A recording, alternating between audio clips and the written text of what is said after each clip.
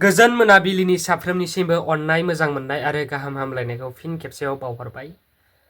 BPF नि गोख्रों दैदेनगिरि नोंथांमोना बयबो मिथिखागौ बिथां बिक्रम दैमारि बिथां सारा मा बिबुंथि होखो बा मा फोरमायखो बे समाव। बिथाङा सोरखौ कंग्रेचुलेशन्स थामहिनबा गाहाम हामलायनाय जासिहरखो बा मा बावहरखो सोरनिसिम। बे भिडिअनि गेजेरजों नोंथांमोना फुल्लि डिटेल्सै मिथिनो मोनगोन। खुलुमबाय लोगोफोर, नरुन्सव्लग्स इउट्युब चेनेलाव आं नरुन केरकातारि नोंथांमोन साफ्रोमखौबो गोजोन मोनाबिलिनि अननाय मोजां मोननाय आरो गाहाम हामलायनायखौ बावहरबाय। जायफ्रा चेनेलाव गोदान, चेनेलखौ साबस्क्राइब खालामनानै होलांगोन होननानै मिजिंथिबाय आरो भिडिअखौ लाइक खालामनानै हो जाहाथे आं इयुन समाव भिडिअ बानायनो थुलुंगा मोनो। नोंथांमोना फुल नायजोब भिडिअखौ, बेनि उनाव कमेन्ट हरनो दाबाव। भिडिअखौ जेसेनो हायो एसेबांनो शेयार खालामनानै हो जाहाथे बयबो बर' रायजो राजाफोरनिसिम भिडिअआ सहैयो। फैदो जों आपडेटखौ नायनोसै, बिथांनि खुगानिफ्रायनो जों मिथिनानै लानि। बिथाङा सोरखौ कंग्रेचुलेशन्स थामहिनबा सोरनिसिम गाहाम हामलायथि बावहरदों। बिथां मानगोनां BPF नि गोख्रों दैदेनगिरि सार बिक्रम दैमारि सार बिथाङा।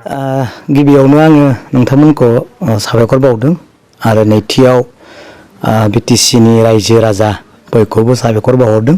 नंगौ, मैयानि दिनाव उफ्रा बिसायख'थिनि रिजाल्टआ मोनबाय। गोबां खस्थ' खालामनाय नाजानायजों दिनै बे रिजाल्टखौ UPPL पार्टिनि जों दैदेनजानाय निर्मल कुमार ब्रह्म बिथाङा देरहानायखौ बजबना लानो हाबाय। बेयाव जेननाय देरहायाथ' थाखायो नङा होमबा। दा आं मैयाबो कंग्रेचुलेसन होदों। जोंबो नाजायाखै नङा, बहुद नाजादों।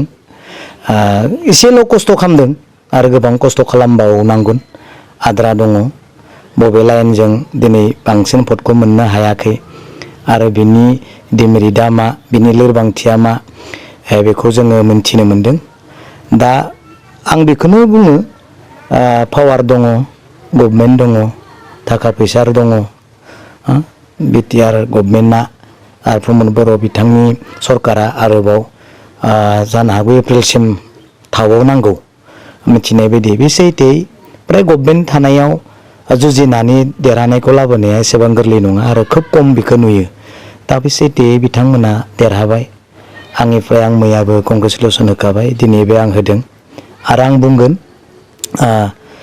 रायजोनो होनाय कमिटमेन्ट, रायजोनो होनाय रादाय, रायजोनो होनाय खोथाफोरखौ मावलांथों आरो सान्ति जाथों, उन्नति जाथों, बेखौ बयबो लुबैयो।